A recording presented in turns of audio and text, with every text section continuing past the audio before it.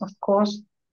And the way to show our appreciation is by donation. And one of the ways, we don't mention fixed price because we love and happy to offer these teachings to everyone. We are happy and gladly offer this teaching given by Geshe to everybody. But those of us who can, please be aware, mindful to the fact that it's very important to show appreciation by giving a donation. That's how we support Geshe and the Dharma can goes on. So we're very happy to remind it and to operate the DFI this way. But as usual, Dalit she's still here. We would ask everybody if you can, when Geshe joins us, to join us with the camera on, so Geshe can see faces and not just black squares. It's more pleasant, also nice for us to see each other. And when Geshe join us, always as usual, if you have questions, please don't be shy. As you know, Geshe loves to answer questions, and this is the way for her to see what we understand, what needs to be clarified. So please send it to the lead. Hello, Geshe. The lead is here with us with the camera off because she had a medical procedure today, but she's here and she will share documents and do whatever she does every week. I just say, welcome everybody. Thank you, Geshe. Thank you. All right, great. Okay, so let's start right away. Leaving behind what happened today by just letting it go and focusing on the breath.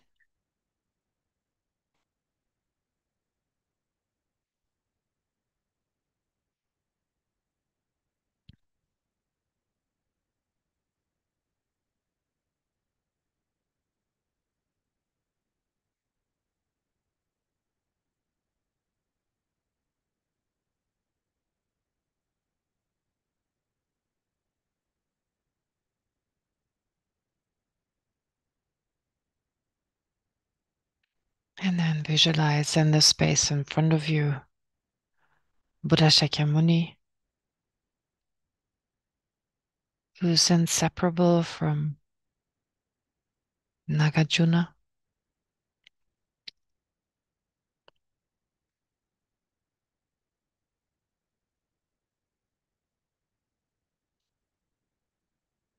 As well as inseparable from your Lama or your Lamas.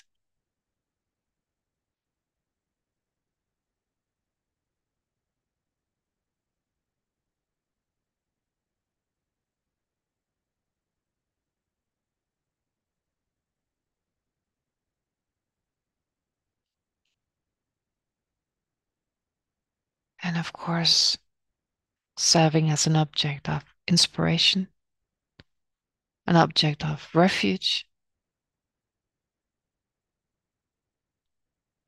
and reminding us what we ourselves can achieve.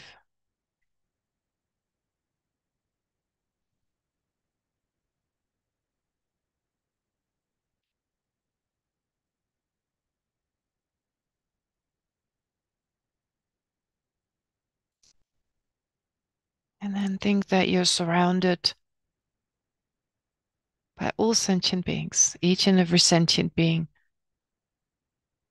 is seated somewhere around us.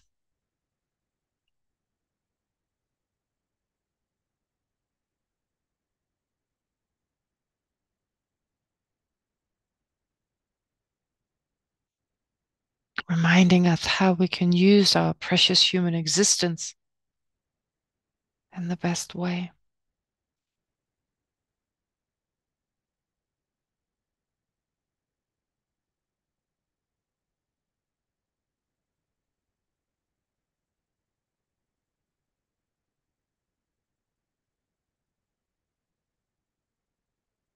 and think that those sentient beings we have a hard time with, we find it difficult to generate love and compassion for, sitting right in front of us.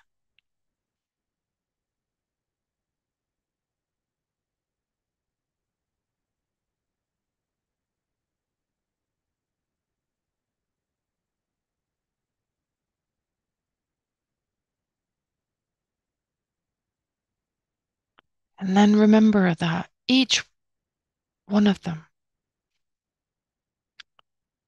has at some point been extremely close to us. Our mental continuum has existed since beginningless time.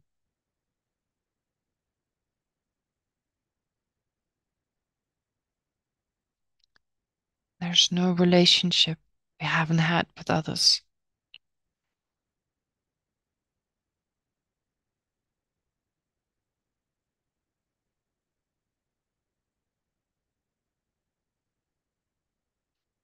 They all have been our mother,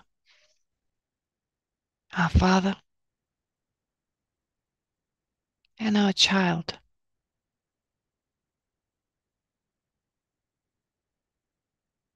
Time and again.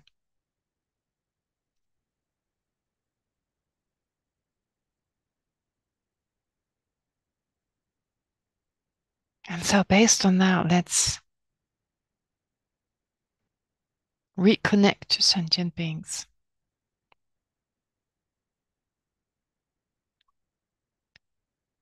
Generating affectionate love in the form of this fondness and closeness towards all sentient beings.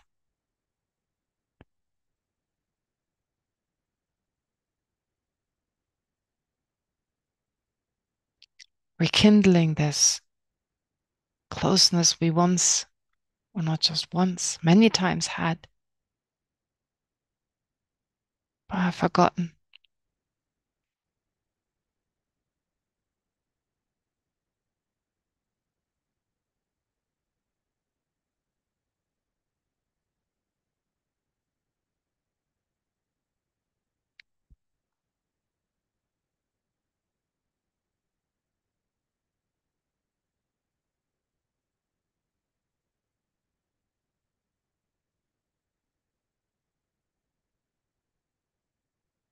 And let's focus in particular on their unwanted experiences, their limited happiness,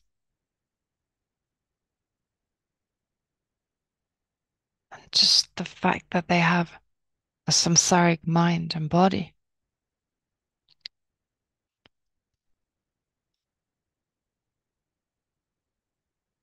And generate great compassion in the form of wishing for them, for all sentient beings, to be free from these three forms of dukkha and their causes.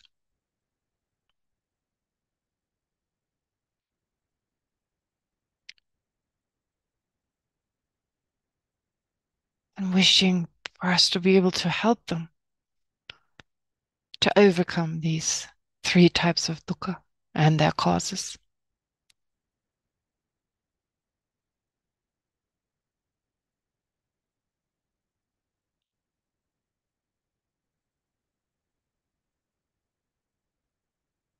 And thus generate great compassion.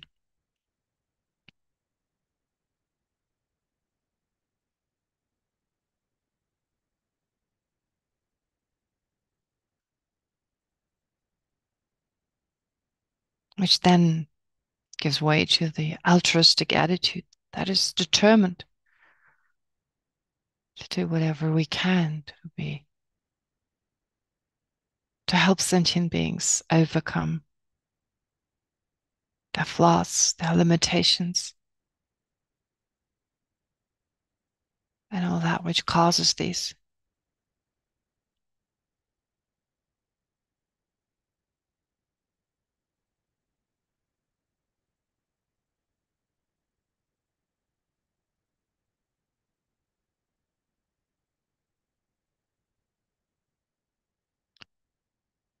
So let's then generate bodhicitta.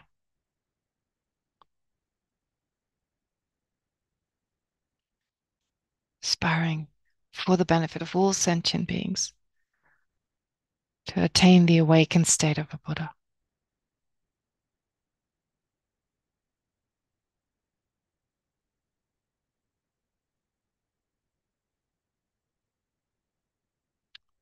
Which is also the reason for why we continue to study the Precious Garland, so that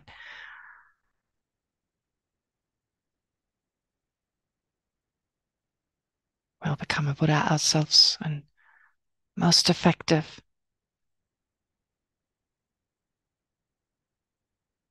in working for the welfare of others.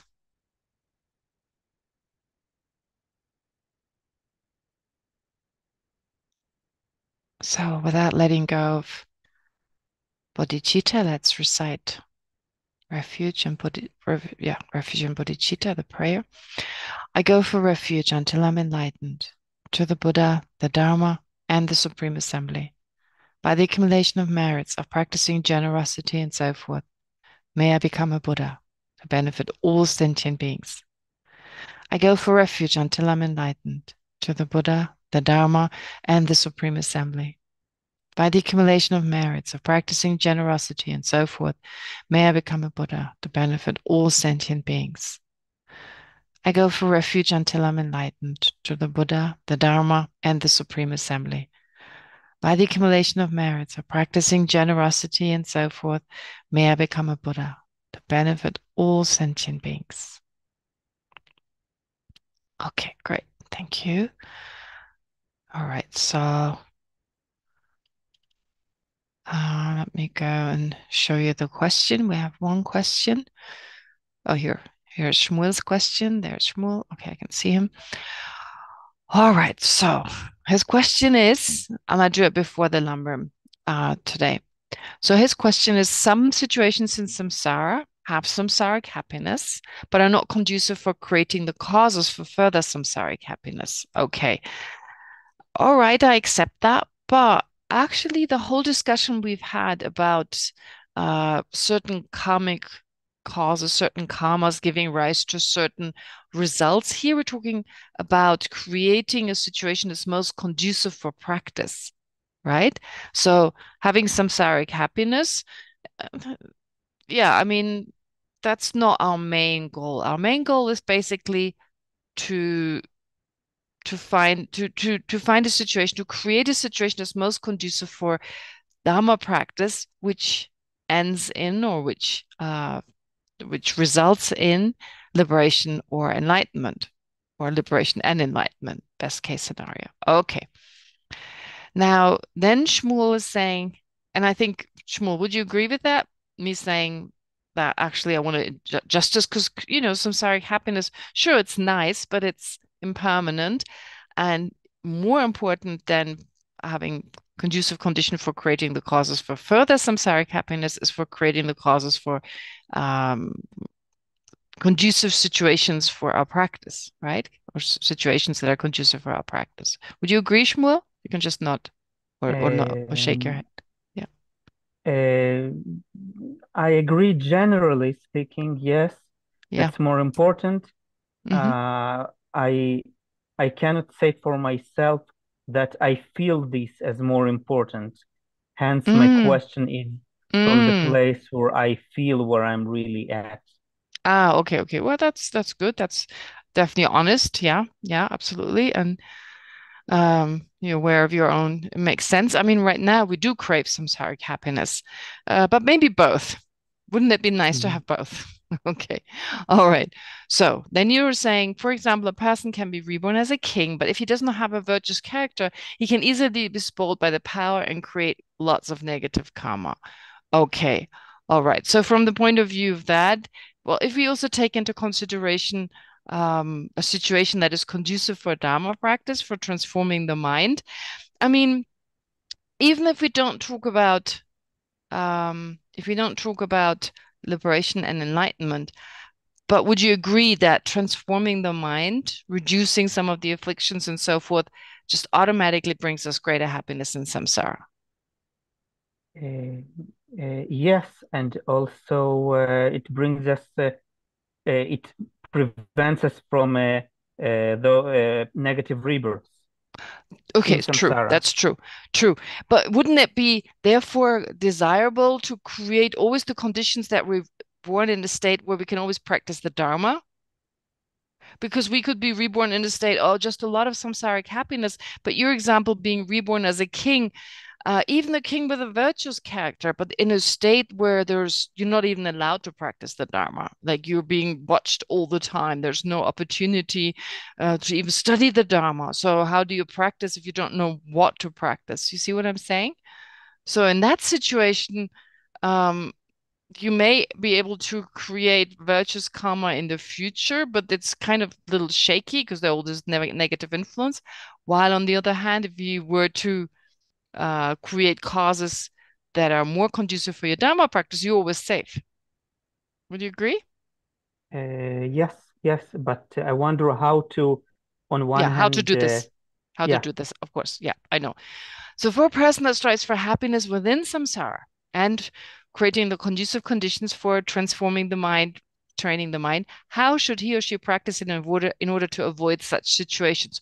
I would say avoid situations, I mean, whether virtuous or non-virtuous. I mean, a conducive situation would be for Dharma practice would be to be reborn in the family of a Buddha, for instance. But then, of course, if the mind is non-virtuous, if one has a non-virtuous character, then that doesn't help. But here we're talking about just creating the best external circumstances possible. And of course, hopefully we have the mind that goes along with that, right? So just how do we create that? That's the kind of question. All right, so I can think of two things here. I can give you a well, no, I'm not going to give you any hint, but well, to a certain degree, what do you think in terms of karma being in accordance with its own result? Do you know what I'm saying when I say certain types of karma that the action accords with its result? Now, if you want to create a karma that is conducive for Dharma practice, for continuing to train the mind so that we're safe from lower realms, from rebirth in lower realms, at the very least, what kind of karma could that be, Shmuel? Well, karma that protects you from being reborn in the lower realms is virtuous karma, positive karma. Yeah, that's positive karma, but that doesn't mean you'll have the opportunity to practice the Dharma. Again, as with your main goal being the main goal of avoiding lower rebirth in the lower realm, but you could be reborn in a totally samsaric place with a lot of pleasure, etc., but only negative influences, right? So what would be a kind of karma that, from the point of view of the karmic cause, accords with the result that is a conducive situation to continue to be able to create your mind, to be able to transform or train your mind? What do you think? Any idea? I'm not sure. I mean, maybe I could say just practicing the Dharma, but yeah, practicing already now, right? Practicing already, but what distinguishes Dharma practice which leads to samsaric happiness and Dharma practice which leads Dharma practice which leads to situations conducive to Dharma practice and samsaric happiness? Okay, so you're distinguishing between practices that only result in conducive Dharma conditions, but not in samsaric happiness, and then situations that create both. Is that what you're saying? No, sorry. I mean, the more important thing is to create situations conducive to Dharma practice, like you said. Yeah, exactly. But I don't know of any distinction of karma which distinguishes between, ethics leads to a good rebirth. But it doesn't say whether this good rebirth is conducive to Dharma practice or not conducive to Dharma practice. That's true. That's true. But that's what I'm saying. You just use logic. What would be a virtuous karma that not only leads to future happiness, but also to conducive conditions for Dharma practice? What do you think? Practicing the Dharma, you said, for instance, good. I agree with that. If you practice the Dharma in this life, you create the causes and conditions for you to be able to practice it in the future life. Makes sense, doesn't it? But what else would be a possibility? Even if you don't practice yourself, could you create the causes and conditions or not practice it to the degree as in the first example, but also do something else that may create a cause for you to find the right kind of conditions to practice the Dharma in a future life? Well, can you think of something? I don't know. Anyone else on that one? I think one should dedicate that one gets a conducive circumstances, good rebirth, and very good. All right. So Shanti is here already bringing in the second answer. The second answer is not to do with the action, the karmic action itself, but utilizing the power of the mind. Utilizing the power of the mind. So any virtuous karma you accumulate. Okay, go ahead, Leora. You raised your hand. Your virtual hand. Go ahead. Just unmute yourself. No, I didn't. It's a mistake. Oh, it was a mistake. Okay, great. All right. So going back to, yeah. So what Shanti said, but without, oh yeah, Snee, is that a mistake or no? No, I was going to say, Geshe-ma, making aspirational prayers for wanting what we aspire to in our future rebirths. Yeah, this is similar to what Shanti says. So yes, dedicating or making aspirational prayers, which is beautiful because it shows it's the power of our own mind. We can utilize this positive karma and control where it's going. That's actually the power of our mind and of it's not just the power of karma, it's kind of the characteristic of karma that it can be formed in such a way that being a virtuous karma, it can be used to just become a I don't know, some kind of virtue that results in you having a lot of pleasures and nothing more, or it creates the conducive conditions for you to be able to practice the Dharma. That's the power of the mind, right? But I'm wondering, without even these aspirational prayers that you and Shanti mentioned, what else would be? So practicing ourselves, that's one aspect, but there's one more thing I can think of. What could that be? Anyone? One more. Yeah, yes. me. Yes. Hi, Venerable. Maybe supporting practitioners. That's it. So exactly. Of course, on one hand, practicing ourselves, as Shmuel suggested, definitely a good idea in terms of the result and the course, the cause and the result are concordant. They're similar.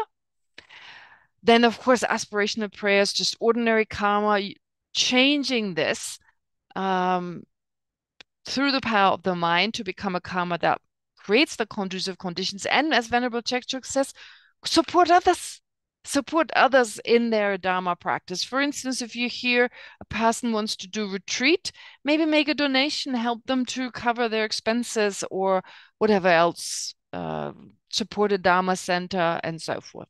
Yeah. All right. Or a Dharma organization. Shmuel, does that answer your question? Yes, it does. Okay, great. If anyone else would like to add something to what I just said? No, just to ask, clarify, this last thing you said, Geshe-ma, about supporting others in their Dharma practice in whatever form it helps them.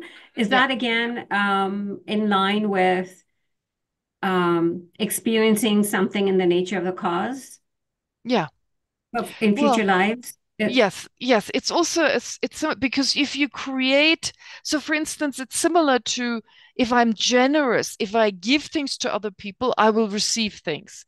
So if I give opportunities if I give people the opportunity or provide the opportunity for them to practice the Dharma, I'll be provided with the opportunity to practice the Dharma. So along these lines.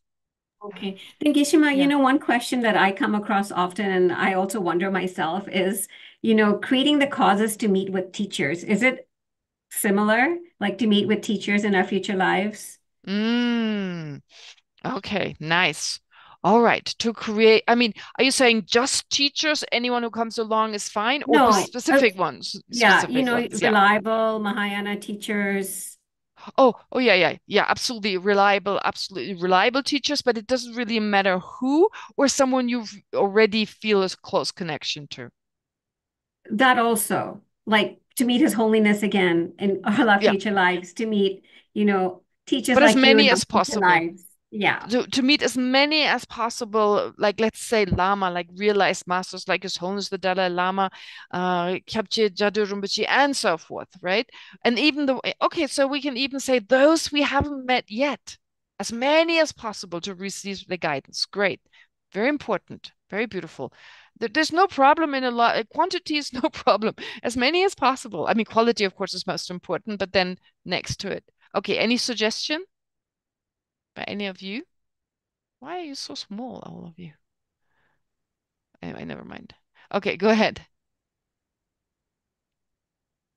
I was just going to venture and say again, like in this life, try to meet with the teachers that we feel a connection with. And sometimes it's hard because they're so far away and we never see them.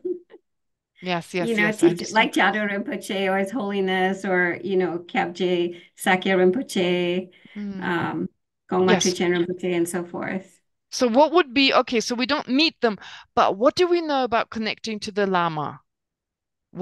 How can we connect to a Dharma? We have a body and we have a mind. There's two possibilities, therefore, to connect to a Lama. Which is the main one? The mind. Doing what they advise. Pardon? What advice they give, following the advice, practicing. That's the answer. So Sneeshi was very quick. Shanti was very quick. Absolutely. So we connect with the mind at first of all. So we don't see them. Doesn't matter. You connect to the mind. Basically, it's hard to put into words because how do you connect to a mind? Like connect seems like there's some physical connection happening, but of course that's not what's meant. It's a mental connection. And the best way is to practice what they're teaching. Right? And then, of course, again, also make aspirational prayers. Yeah, great. Okay, wonderful. Yeah, these are important questions, very important. Wonderful to hear that you're all thinking of the future because we basically have to prepare a future in that way. And the closer we get to death, the more important it gets, right? Oh yeah, Elisheva, please go ahead. Unmute yourself, please. Yes, thank you. What about the wish to get out from suffering? What about the wish to get out of suffering? You mean what are the causes to get out of suffering? If I feel in this life that the suffering and I wish to finish it, but I didn't find already the way to the Dharma. Will it bring me next life to the Dharma? Will it? Okay, so you want to overcome samsaric suffering first and of all? I know it's from the mind. I know the suffering is from the mind. So, but I didn't meet already the Dharma way. So, will it bring me next life to the? Well, what about? So, if in this life you haven't met the Dharma yet, but you want to recognize the suffering. Oh. You recognize the suffering. Well, what about aspirational prayers to finding a method, to finding a means and method to overcoming the suffering? Okay. So if you haven't met the Dharma yet, but you believe there is a way to overcome suffering, I think the safest would be to accumulate as much virtue as possible and with the wish to overcome, and of course it depends what kind of suffering you want to overcome, just suffering or samsaric happiness altogether, samsaric suffering altogether. Which one is it? All samsaric. So even what we call happiness, which is limited happiness, even that? I don't know yet because I can't. No, I'm not talking about myself, but sometimes I understand. I'm speaking with other people, and they don't know the Dharma way. Right. Yeah, and they really complain about the suffering, and they want to go out of it. So, but they don't believe that what I'm doing is the best way. Still, they don't believe, but they really want to stop the suffering. And they don't believe in future lives. No. Maybe they don't believe and don't believe it. Yes. Right. So then it's a little hard about these prayers, you know, like, oh, in the future, may I be able. That's much harder. But maybe, I don't know, sometimes if they don't believe in a future life, also to discuss, first of all, what are the sufferings? What kind of sufferings are there? And kind of sometimes people like, there's this attachment to the avoidance of suffering. So merely the wish to avoid suffering is one thing, but attachment is an extreme wish that's exaggerated, so exaggerated that it just brings us more difficulty, leads us to more trouble. And so how about saying, well, yeah, there's suffering, but doesn't it also have a positive side? And it's also part of life. I mean, we're not talking about a Dharma person here. We're not talking about someone who believes in karma in next lives. Then the whole approach, I think, is probably different. Like, well, what about, okay, so if you can get out of it, basically, well, maybe there are causes and conditions you can overcome it. But if you cannot, well, just accept it and see what are the positive aspects, you know, like how you become stronger, how it makes you stronger, how your love and compassion for others increases because you know of their problems. So I guess maybe that's a safer direction than talking about future and prayers and so forth, right? Yes. That's just something I can think of at the top of my head, you know? Thank you. Yeah. Okay. All right. So thank you for your questions, and let's start with the Lamrim. Okay, just to remind us, precious human rebirth and so forth. Okay, just a sec. Today I'm doing something that doesn't make sense, but never mind. Can you, oh, you can all now all see yourself, right? Not like that. No, there is the question now. The question. Yeah, the question. So I'll yeah, I'm still working on this. Okay, here we go. Now we almost reached death. So this is the last time we talk about the past, the precious human rebirth, but it gives you once more the opportunity for gratitude and joy, of course, and realize how fortunate we are.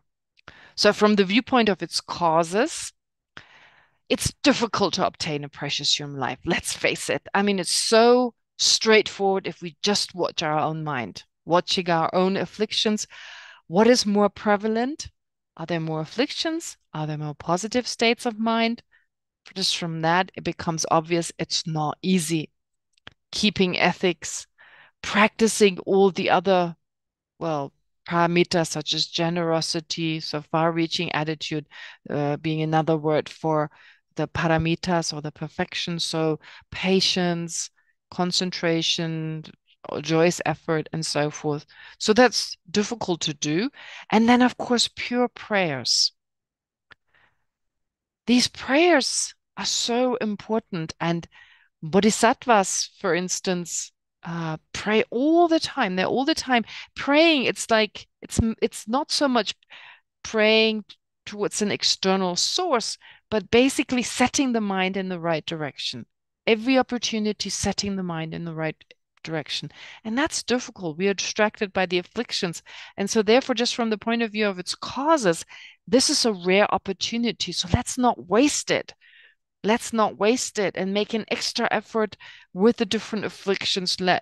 Don't allow them to not allow them to run wild, and always be on top. Always watch your own mind. Always watch what's going on. Be on alert. And when an affliction arises, to apply the antidotes. I think for us at this point in time, it's the most beneficial thing we can do. But since it's not easy, let's be aware this is a rare opportunity we have, and who knows whether it presents itself again just because of the nature of our samsaric mind at this point. Secondly, of course, from the point of view of analogies that are given in the texts. So there are different analogies given as to why it is so difficult to obtain a human existence. So first of all, of course, as we just heard, just because we have more negative tendencies than we have positive tendencies. But not just that. There also, in terms of, well, not just from that point of view, we can consider the difficulty of obtaining such a precious opportunity. It's also from the point of view of analogies that the Buddha has given. Now, the most famous one we all know, but I'll say it again just because that's usually the one that's given. Having, let's say, really what it means, I think, is that if you haven't had a precious human existence for a long, long time, right? For millions and trillions of lifetimes, you haven't had a precious human existence. Then getting one, in your next life, that is like a turtle, a blind turtle who lives at the bottom of the ocean, and every 100 years she comes to the surface of the ocean. And so the chance, and on the surface of the ocean, there's a golden yolk that's drifting anywhere on the ocean. So the chance for this turtle to surface from the bottom of the ocean, and the chance of her poking its head through this yolk, that's the likelihood of us having a precious human rebirth if for millions and trillions of lifetimes we didn't have one. So I think it's important to stress it this way, because in this life, if we practice well, we are much more likely. So if we really practice the Dharma, if we really transform our mind, which is just another way of saying watching our afflictions, applying the antidotes, and trying to reduce them. In that way, this by its nature is a virtuous practice. It leads to virtuous actions, virtuous states of mind, and so forth. In that way, we create the causes for a next precious human life, and then the next one, and then the next one. So from that perspective, it's not that hard if we apply these causes and conditions. But what it's saying here is that if we haven't practiced before, if we just live like most living beings in samsara, then it's almost impossible to get this opportunity. And so we don't know whether we practiced in a previous life or not, or we were, for trillions and millions of years and lifetimes, we were caught in samsara, and we have this precious opportunity. And even if we practice, let's say, 2 lifetimes before this, but before 3 or 4 lifetimes, we were totally caught in samsara, not interested in Dharma practice, it's still pretty amazing. It's incredibly amazing. It's incredibly rare.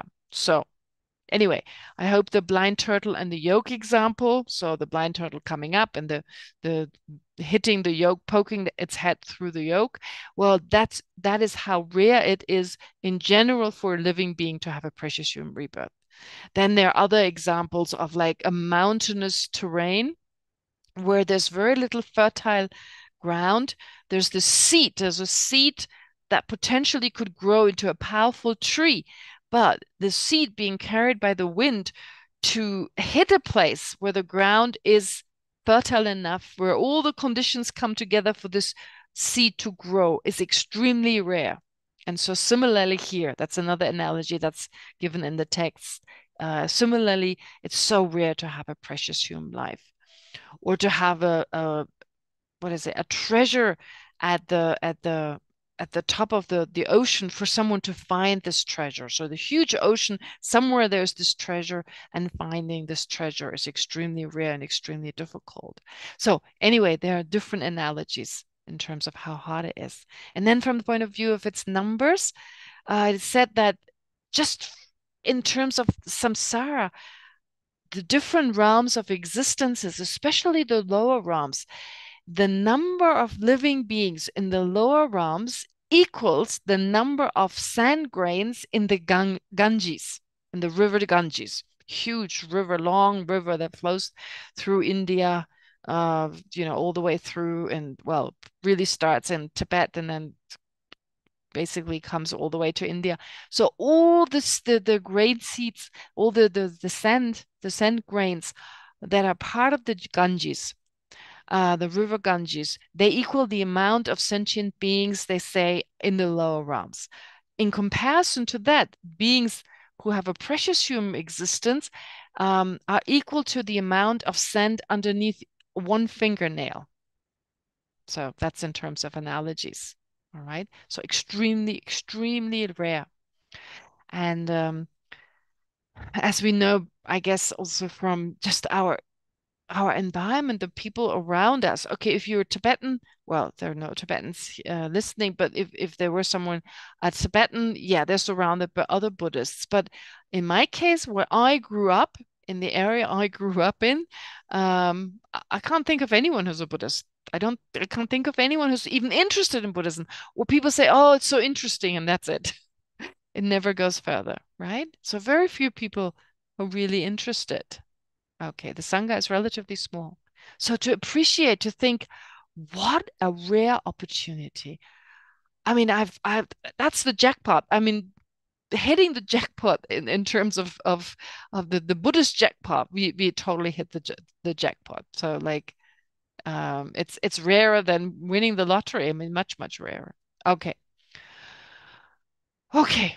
So then what comes next? Oh, the text. All right.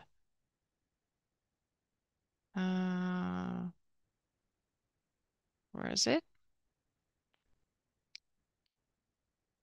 So I apologize for this back and forth with the text today.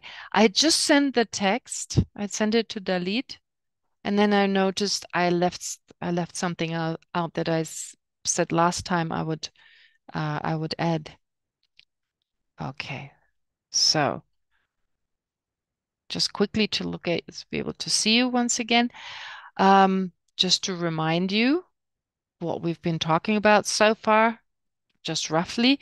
We spoke about Nāgārjuna we spent a lot of time talking about him making the connection to the author. From there, we went talking about the first verse, the verse of homage. Again, explaining that it's important to understand why this homage is given. It generates a mind, in particular in our continuum, that makes it more conducive in preparation for what is to come. So to underestimate that kind of mind, of appreciation, of faith, and so forth. Then we also spoke about what Nāgārjuna praises while the Buddha.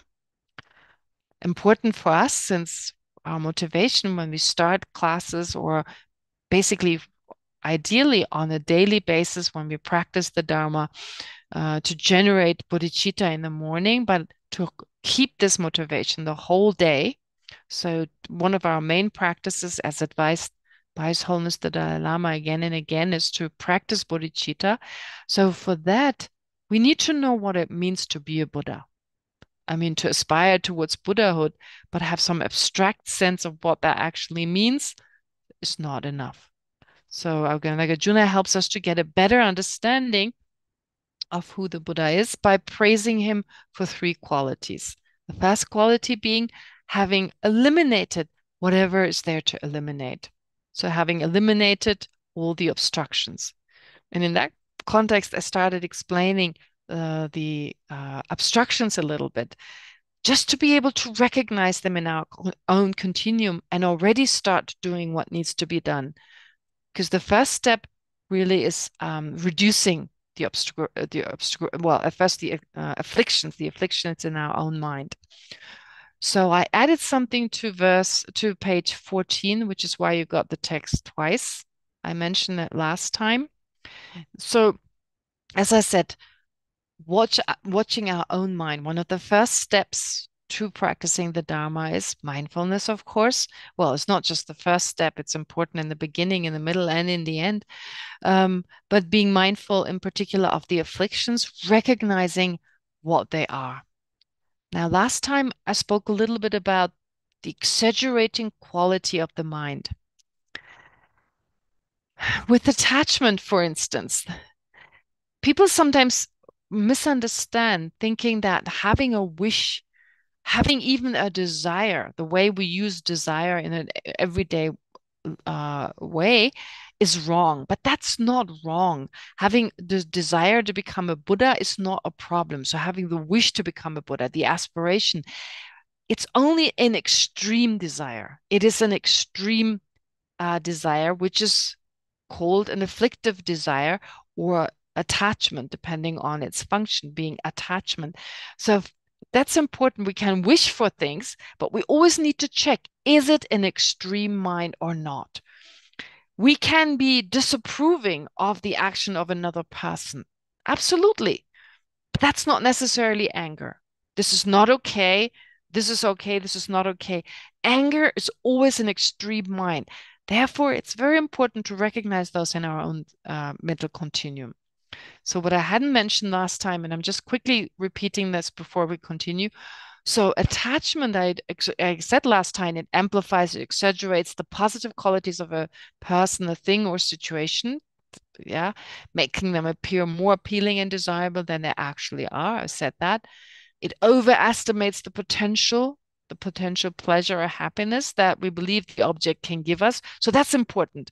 The sense of pleasure and happiness, I mean, especially when it comes to samsaric objects, and it's very, very difficult to recognize that mind because it's so subtle. It's not like a rational mind saying, oh, if I'm going to be with this person, I'm going to be happy forever.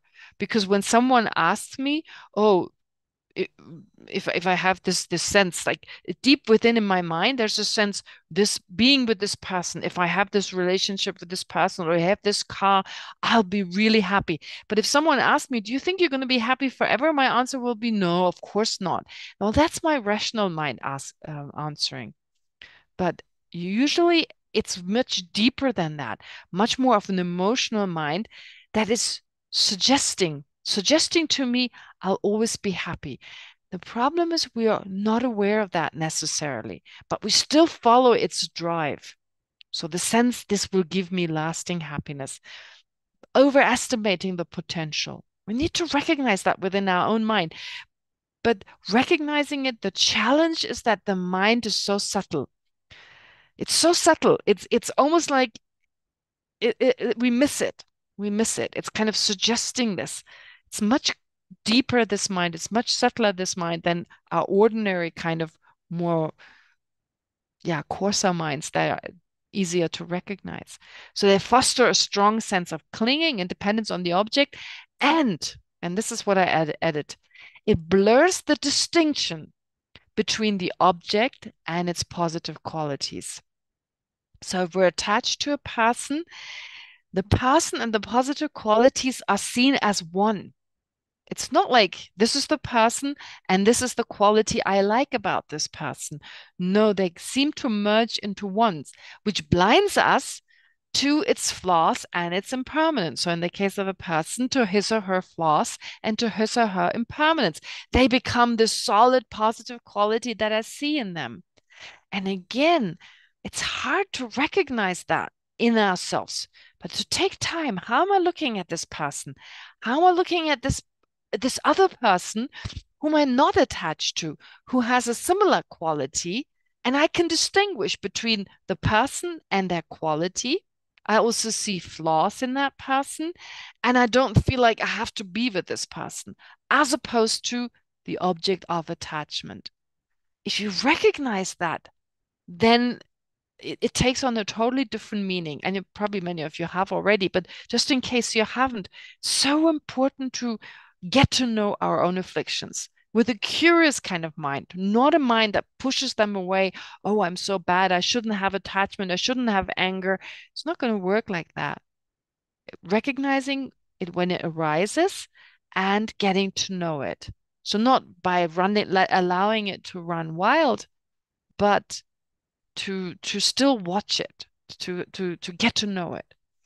Aversion is similar here. Aversion fixates on the negative aspects. Okay, I said that last time, blowing out of proportion. And like attachment, aversion affects us in such a way that it seems that the object of aversion and its negative aspects are one and the same, causing us to disregard or minimize any of its positive qualities. So especially when we're angry with a person, We can only see the negative. We see then the person and the negative quality as one. That's why we're angry with the person. That's why in the first case with attachment, we're attached to the person. Actually, our mind first get attached to the quality, but because the quality and the person seem to be one, then we're attached to the person. Same is true for anger. We could just be angry with their affliction that makes them act in a certain way. But we're not angry. We usually not even angry with the affliction. We're angry with the person because we're seeing them as one, and then the person is our focus. Doesn't make any sense, actually. Anyway, all right. I just wanted to point out that I added this part. I also added here so that afflictive obstructions, not only do they exaggerate, I mean, there's certain negative emotions that are not considered to be afflictions because they're not considered to be harmful. They don't feel good, but they can actually sometimes protect us in a certain way, like fear, for instance. But they're not harmful. They're exaggerating consciousnesses, they disturb our mental peace and so forth, but they're not harmful as such, and they wouldn't cause extreme karmic actions, not necessarily. Can, but don't have to. So I added the word harmful to what we went through last time. Anyway, okay, so having explained all this, and most of you are, I'm pretty sure, familiar with afflictions. Yeah, most of you are probably familiar with afflictions. Okay, I'm stop the sharing here for a sec.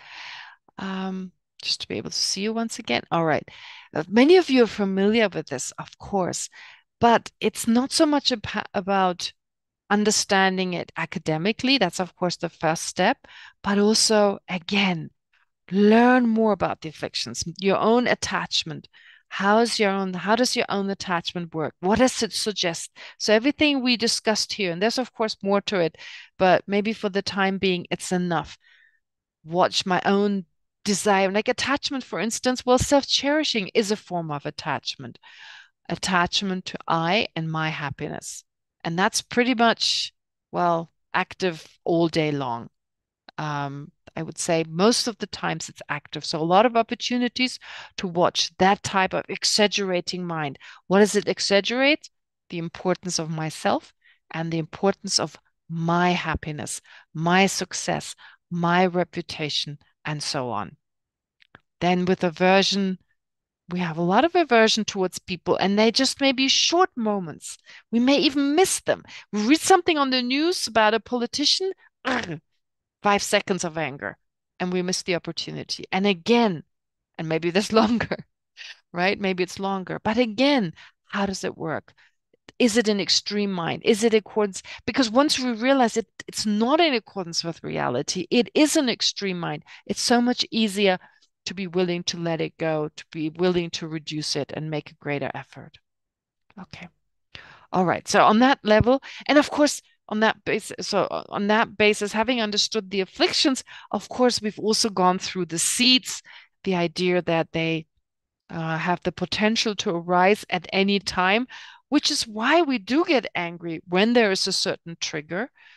And again, be aware of these seeds and also know that in the long term, that should be our goal, to totally overcome them, to totally eliminate them by, of course, working towards understanding emptiness. And the text will, of course, talk about emptiness. We just didn't get there yet. Okay. All right. So next is then cognitive obstructions. This is more difficult. The idea of cognitive obscurations is much harder. The concept. So we've already heard the Buddha has eliminated all the afflictions along with their seeds. Okay, as a bodhisattva, that's when he was a bodhisattva. So he or she cultivated the mind realizing emptiness directly. That's the only antidote. The only antidote that can really eliminate the afflictions together with their seeds is the mind that realizes emptiness, realizing it directly, which then gradually, it's important, not realizing emptiness directly for the first time. Well, there's still a lot of work to be done because you then gradually eliminate, irrevocably, eliminate the root misperception step by step. Okay, until you attain liberation. The Buddha at some point attained liberation on the 8th ground of a bodhisattva, and then there's still work to be done.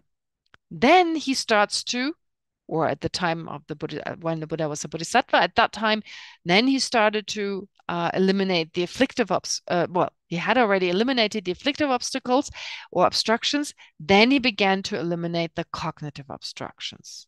I forgot to change obstacle to obstruction. Anyway, I'll do that later. Okay, so what are these cognitive obstructions? It's a little bit more difficult because we hear about imprints all the time. And in this context, I want to say a little bit about imprints. So cognitive obstructions are the subtle traces or imprints left by the afflictions. Okay, so imprints. I mean, it's hard enough to understand the mind. It's hard enough to understand what is consciousness, right? It's clear in knowing, yeah, okay, but then the fact that it leaves something behind makes it even harder, because consciousness, at least we can be aware of consciousness. We can know that we know something at a certain time, but we're not aware of these imprints. Not like, oh, there's a new imprint that I just added. We're not aware of that. We can just infer, ooh, an imprint is at work. Anyway, let's hear first about the cognitive obstructions, and I'll say a little bit more about imprints. The imprints of the root misconception of reality, of attachment, of aversion, and of all the other afflictions. So there's something left in the mind.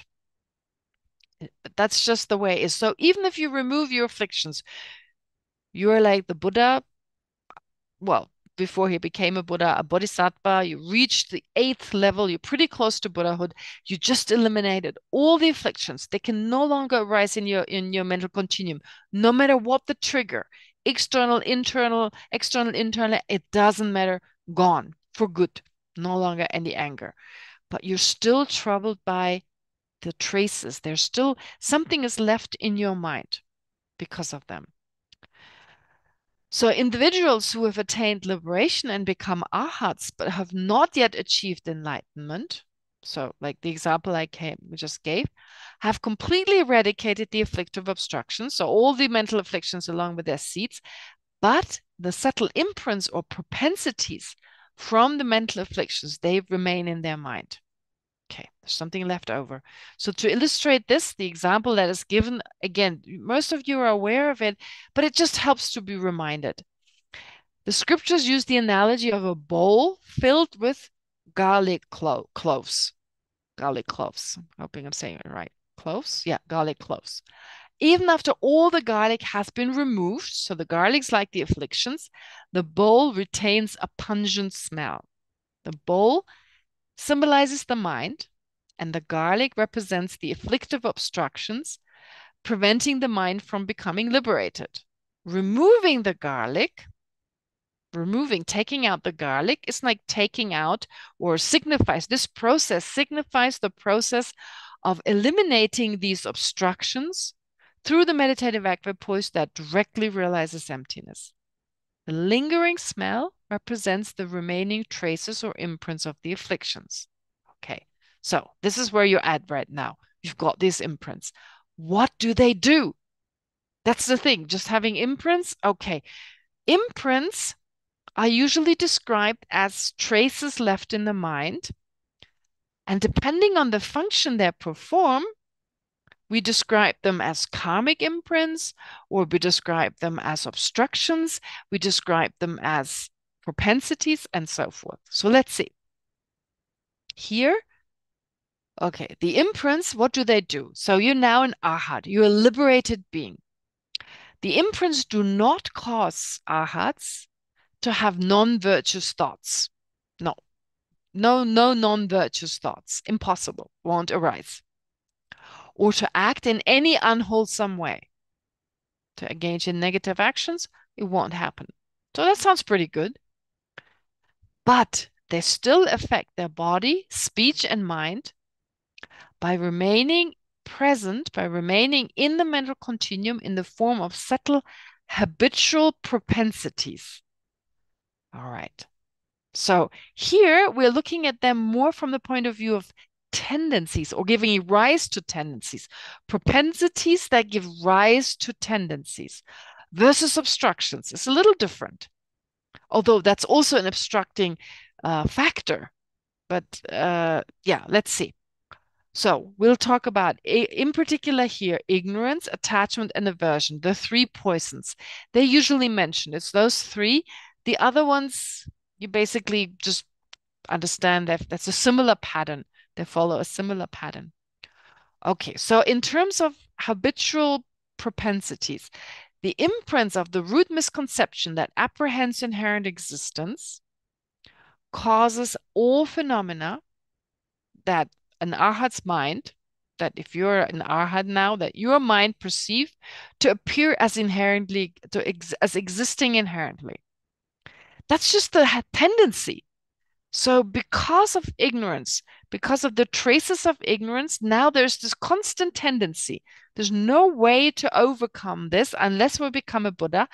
Always things still appear to exist inherently. The mind doesn't actively hold on to this. It doesn't believe in inherent existence. It doesn't grasp at inherent existence. However, appearance is still there. That's one of the habitual tendencies of the mind. But then there are also the imprints of attachment and of anger. And I only ever found one passage, and of course in commentaries on this passage you find this explained, but I haven't come across it anywhere else. So anyway, this is in Lama Tsongkhapa's commentary, as explained in Lama Tsongkhapa's Illumination of the Intent, which is, as many of you know, a commentary on Chandakirti's entering the middle way. What does Lama Tsongkhapa says? The imprints of attachment may drive an arhat to display restless behavior. So they have full concentration. They have all these incredible qualities, wisdom, concentration, but it's just as a tendency, as a tendency being the result of attachment, likened to a monkey jumping about. So this is not saying every arhat is like that, by no means, but they may have their moments of like just a nervous kind of tendency, maybe for a few moments that may not be obvious. So of course, an arhat is usually extremely calm, very controlled, and so forth. But it's possible that this imprint of attachment affects their behavior in that way, like a kind of restless behavior. Jumping about like a monkey, that's really the extreme version. But restless behavior, we may not be aware of it, actually. Just a physical kind of, I don't know, reaction. I don't know. And the imprints of attachment may cause, I don't know, aversion. Again, I made a mistake. No, here it should be aversion. And the imprints of aversion may cause an arhat to use derogatory language, like saying to someone they're lonely commoner. Okay, like alone. Oh, you're alone. Like just using this, being a little harsh, but without having the intention to harm anyone, without any negative thoughts, just like a tendency. Doesn't it make sense? Again, in our mind, we have certain tendencies. People have certain habits and certain tendencies, and we don't mean it. If we act in a certain way all the time, then I mean our whole behavior is the result, is tendencies, right?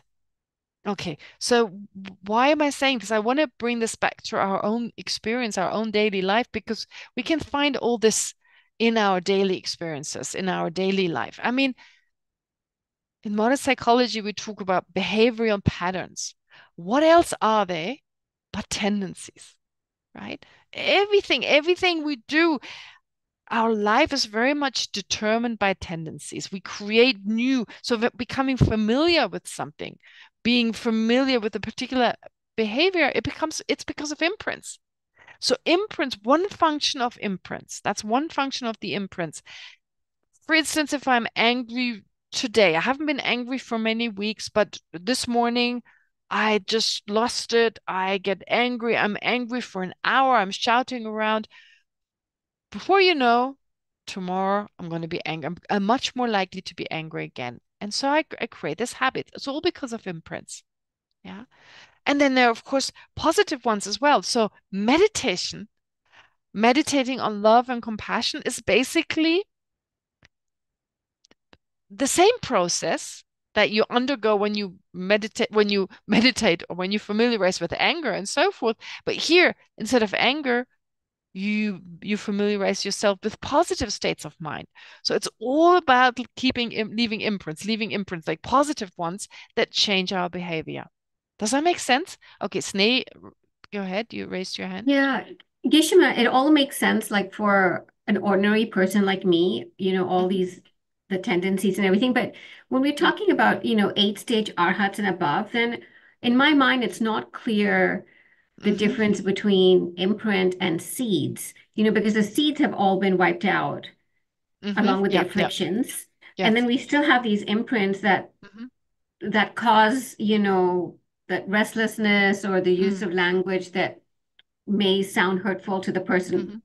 So I'm not sure. Yeah. So I always feel like I can understand the appearance of inherent existence, like maybe that is there, but all the other stuff, but the attachment and aversion, I have a hard time understanding what those imprints are.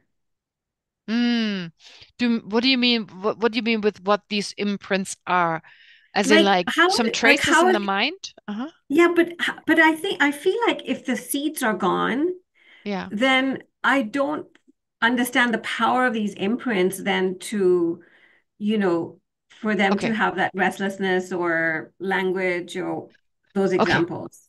The seeds is actually just another way of saying the potential for the afflictions to rise again. That's their function.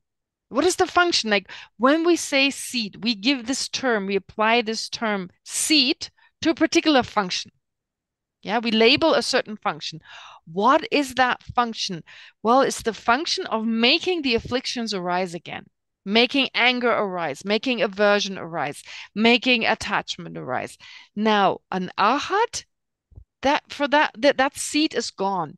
That trace in the mind, that imprint of the mind that we call seed, that's left by afflictions, that's gone. So therefore, there's no longer any function of the mind, no function found in the mind that makes these afflictions arise again. Okay, so that's impossible.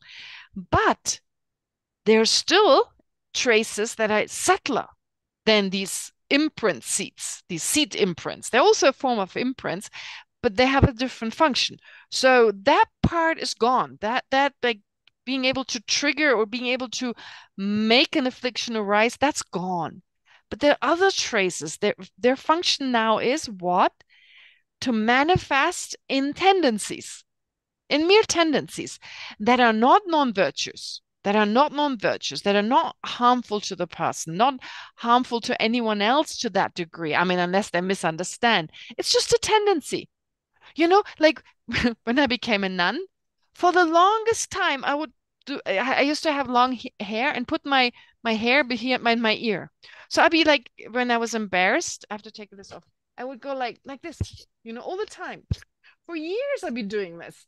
And I knew I had no hair. But when I was a little embarrassed in front of my teacher, Tibetans, they wrap their head when they're embarrassed. I wouldn't do that.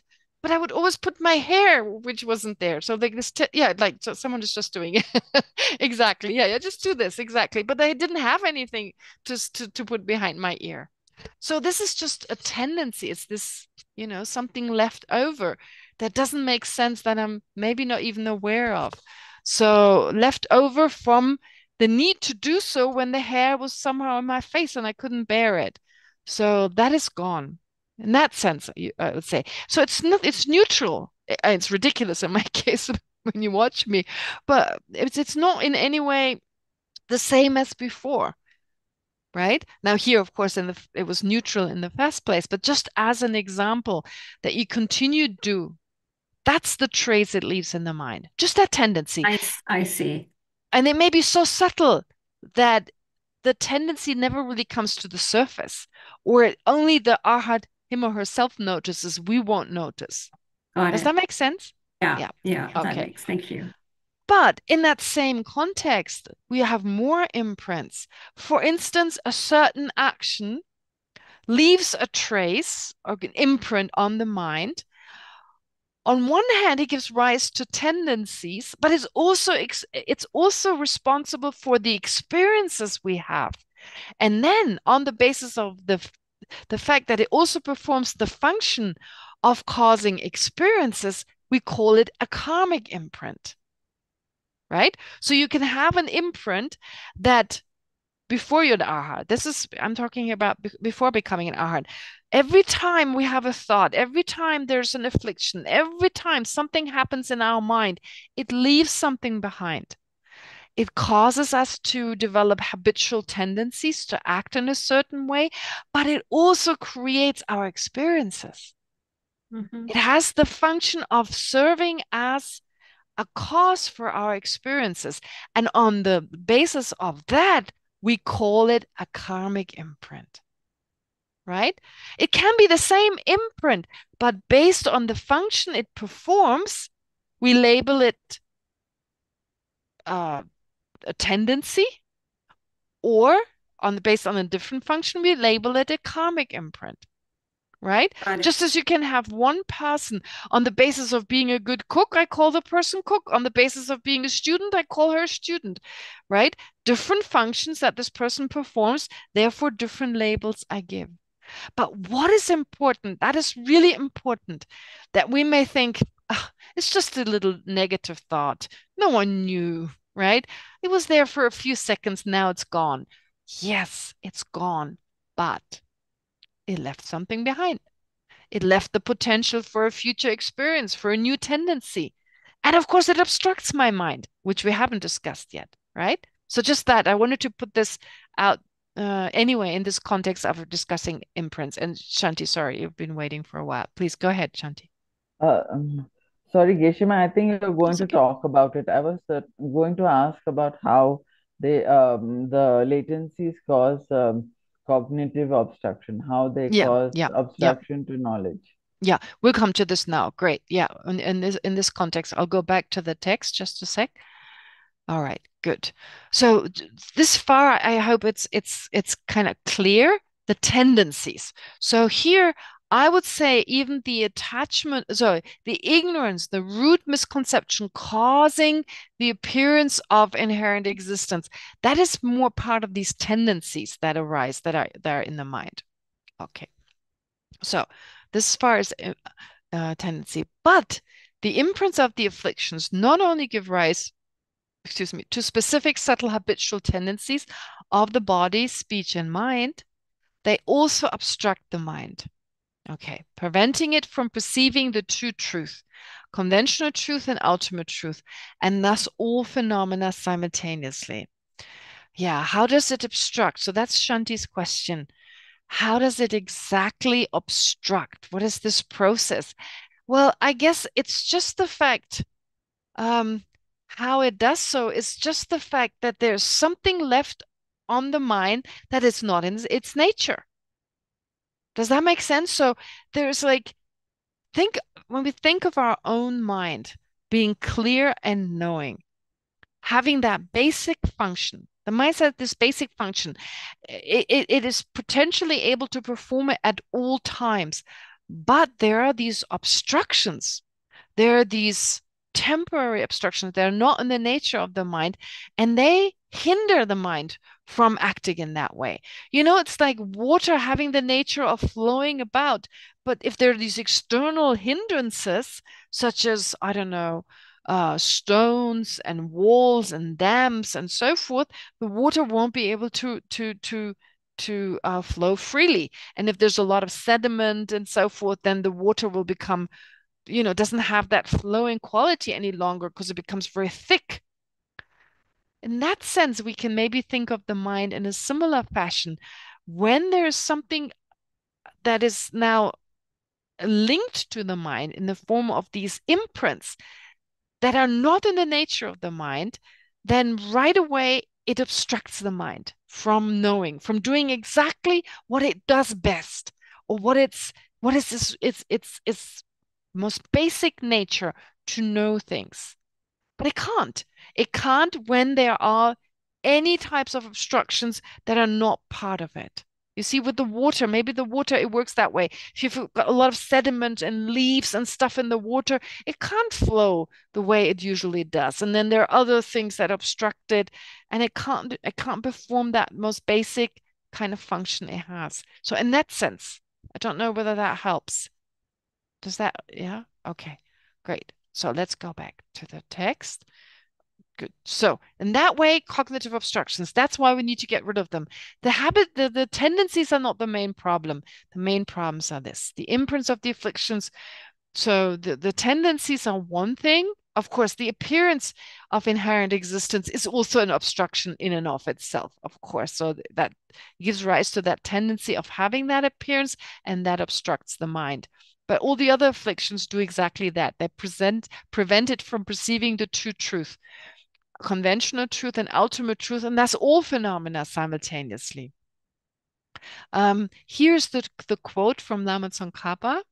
I copied it from Geshe Trungpa's translation of the text. The physical and verbal actions here refer to such behaviors as those present even in an arhat, such as jumping about like a monkey or calling someone a lowly commoner. Physical and verbal deportment, or physical and verbal actions prescribed by the Buddha, so the Buddha himself has talked about it, that they still have not curtailed, also indicates that the habitual propensities toward attachment and so on are obstacles to fully comprehending objects of knowledge as well. So they also serve as obstructions to knowing. Lama Tsongkhapa is very clear. It's not just these tendencies, they obstruct the mind as well. Okay. Now here in short, just to give you like a short summary. So cognitive obstructions, that's what we call these particular types. I didn't divide them into two because they're not divided. Different to the afflictive obstructions that are divided into afflictions and the seeds, there's no such division. Usually it's just the imprints of the afflictions. But because sometimes the imprints of the root affliction, the root misperception, is talked of separately versus the imprints of the other one, I kind of added this division. So in the texts, it's not like usually there's this division, but because are oftentimes thought of differently or explained separately, I made that separation here as well. So the imprints of the root affliction, what do? They prevent omniscience and they cause phenomena to appear to exist inherently. And then the imprints of the other afflictions that were caused by the root misperception, they also prevent omniscience and they cause certain tendencies, so cause restless behavior and so forth. Okay, so Buddha has eliminated all these, while on the 8th ground of the Bodhisattva path of meditation, as meditative equipoise directly realizing emptiness, then after having eliminated the afflictive obstructions, then gradually and irrevocably eradicated the imprints of the mental afflictions. And the moment the Buddha attained the cessation of all the imprints, that was the first moment of his enlightenment. Okay, so this is the explanation. So really, it's not, I mean, the process is not that difficult to understand. It's difficult to do, of course, but it's not that difficult to understand. And then I just gave another, gave you this other, but added another kind of illustration of all the obstructions, mental obstructions being like like including all the obstructions, and then of course afflictive and cognitive ones. And again, briefly explaining what they are. Varda, you raised your hand. Yes, go ahead. You need to unmute yourself. Yeah. Yeah, mostly we use the word obscurations. Yeah, obstructions, obscuration. Is it the same? The cognitive it goes to the same object from two sides, opposite sides. Do you mean the term? Something just using pure of something obstructs. Yeah. It's a different. Which one is what is the difference? That's what I wanted to know. Okay. I mean, obscurations has to me the connotation of like a veiling, it's like obscures, just as like a veil obscures what's there. It kind of veils reality. It puts this smear. It's, obstruction, I think. Well, both are just different translations in English for one word in Tibetan. So Dippa has both.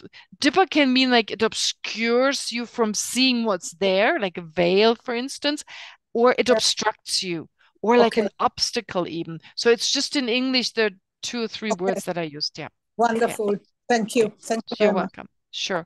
And then Shanti, please go ahead. Geshe-ma, so do arhats have physical pain? Oh, good question. Do arhats have physical pain? Okay.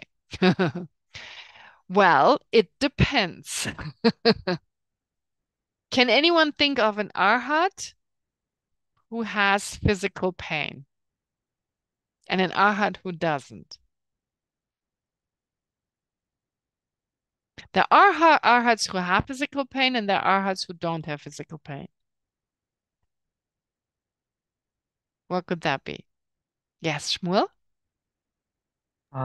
Is this the distinctions of arhats with remainder and arhats without remainder? Very good. Absolutely. What is the distinction? Shmuel, what are they?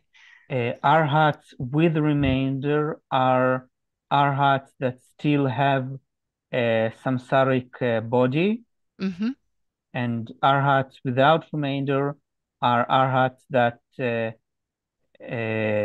basically, I think, have passed to nirvana, basically like after death, after separation from their final samsaric body. That's that's my understanding.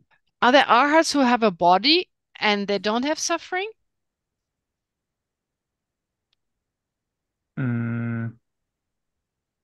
It's a physical pain. I mean, not suffering, but physical pain. Maybe arhats that are in one of the higher realms, so that would one of the samsaric realms. Okay. Okay. All right. If they are, for instance, in the formless realm, that they wouldn't have any or the form realm. In the form realm, they wouldn't have any physical pain. That's true. But there's also another example. Okay, first of all, I'll give you the example in a second. But yes, so an arhat who becomes an arhat in this lifetime, they still have a samsaric body. But there is a bit of a debate on that one. I mean, I remember Geshe Kelsang was very clear on saying, yes, arhat can get sick. There's even an example of an arhat dying of hunger. But there's no mental pain. There's no mental pain whatsoever. That's very important. There's no mental suffering. So for us, for instance, if we get sick, there's mental suffering, but no. Pain as in like, what pulls us down. It's like this painful experience.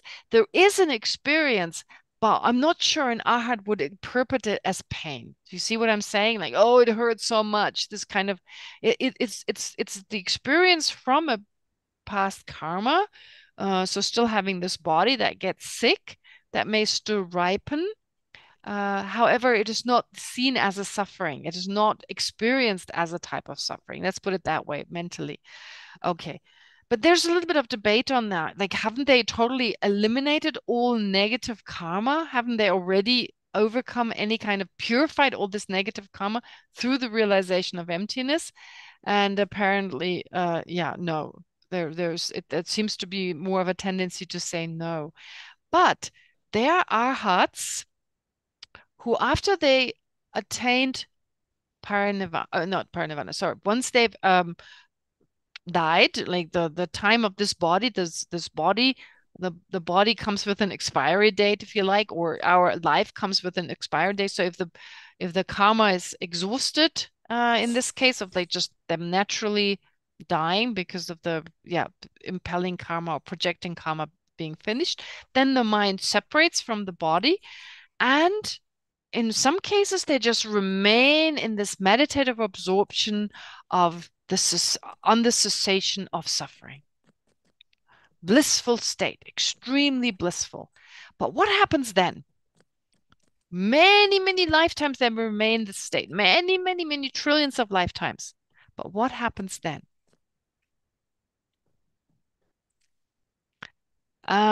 It's actually in the commentary on Bodhicitta by Nāgārjuna. He speaks about this. I forgot to tell you, actually, Yangde Rinpoche taught this at Sravasti Abbey, and I translated for 3 days. He taught this particular text.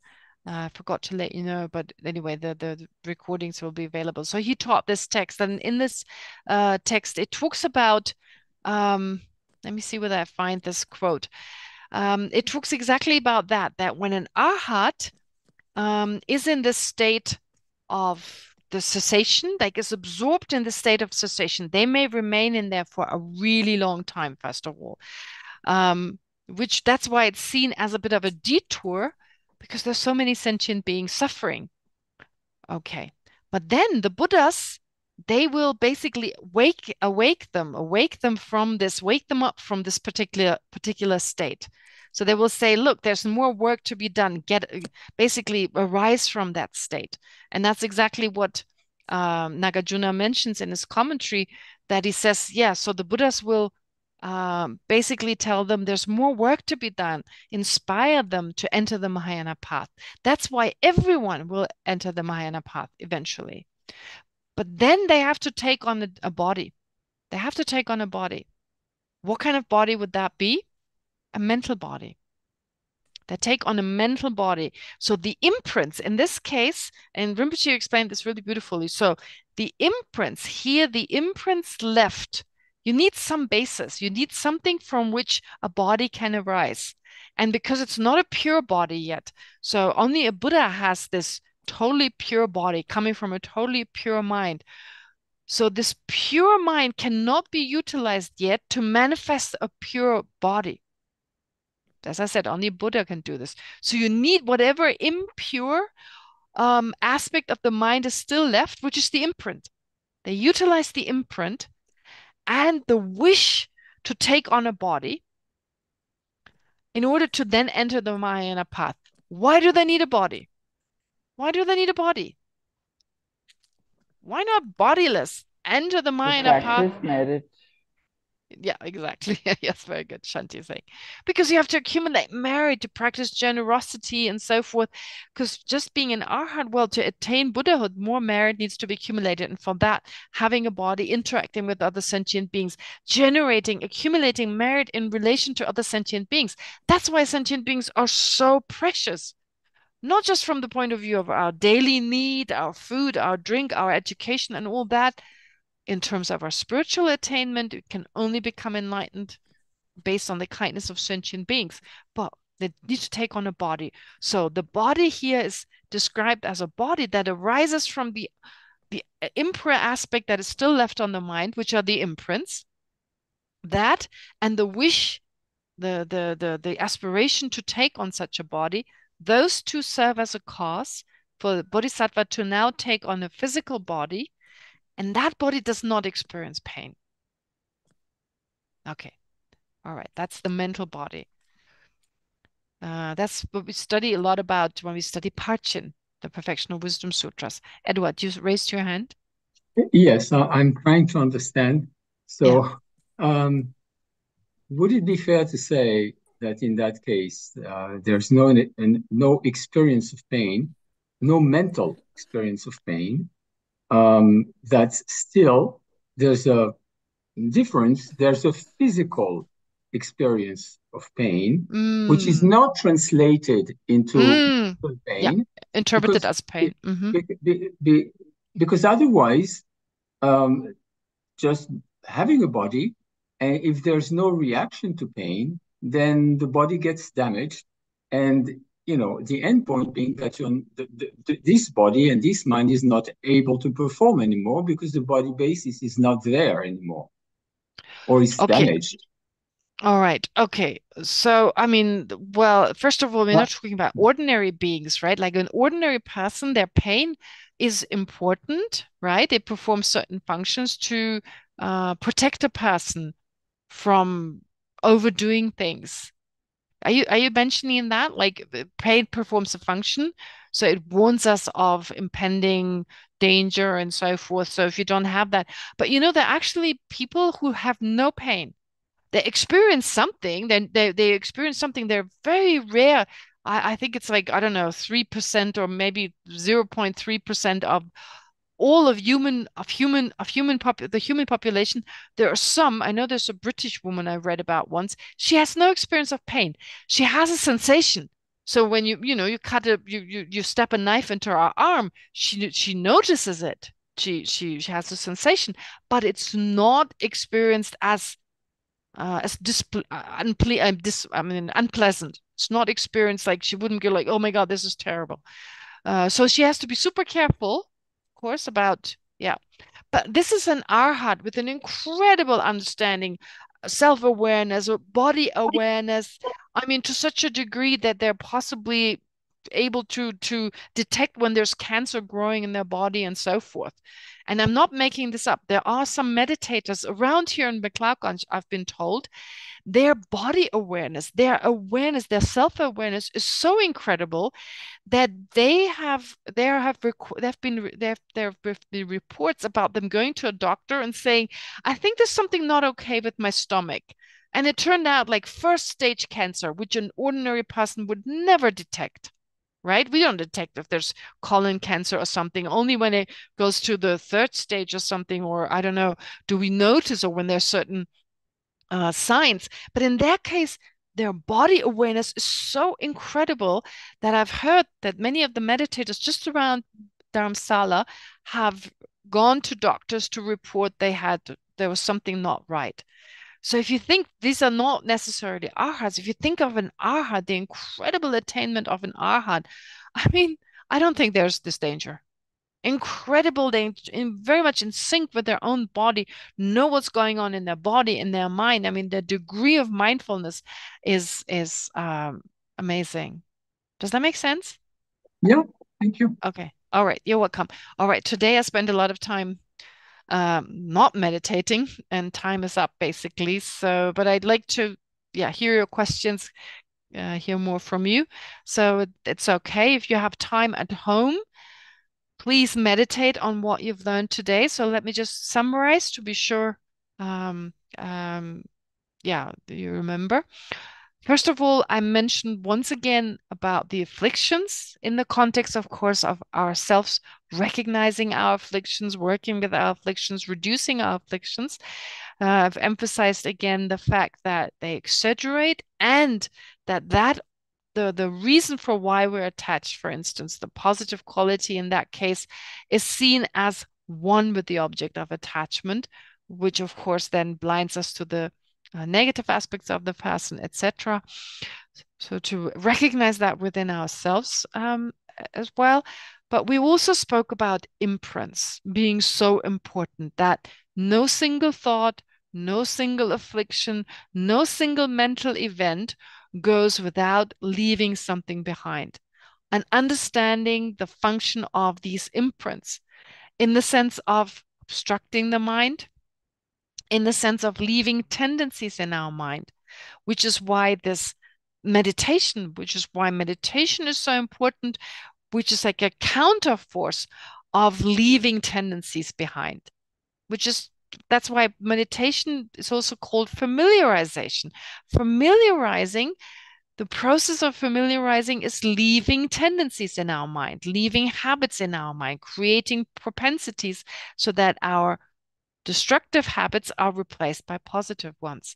And it's important to understand this process and be aware that in every moment we leave imprints, so not to underestimate them, but in the wider context to also understand that these imprints are responsible for our karmic experiences. So in that sense, karmic imprints, and they're responsible for obstructing the mind. And of course, in the long term, especially when it comes to the afflictions and their imprints, these we need to overcome.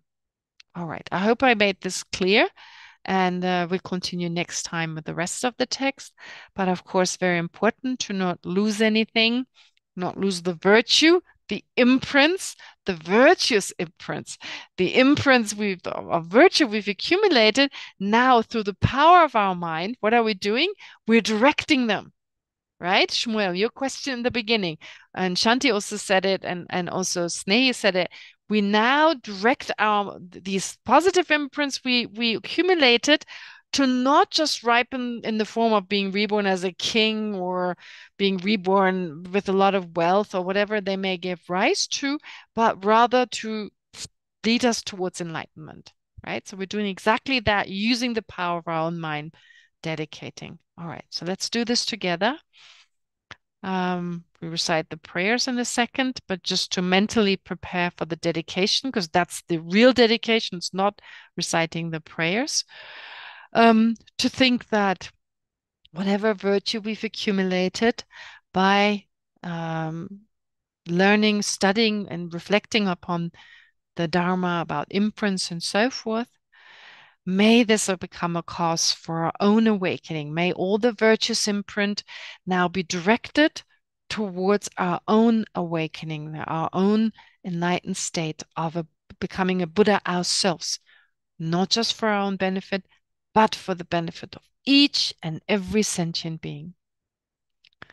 But to be able to achieve that, may our great spiritual masters who guide us through their example and through their teachings, our spiritual masters like His Holiness the Dalai Lama, the embodiments of the Dharma, may they have a very long and healthy life.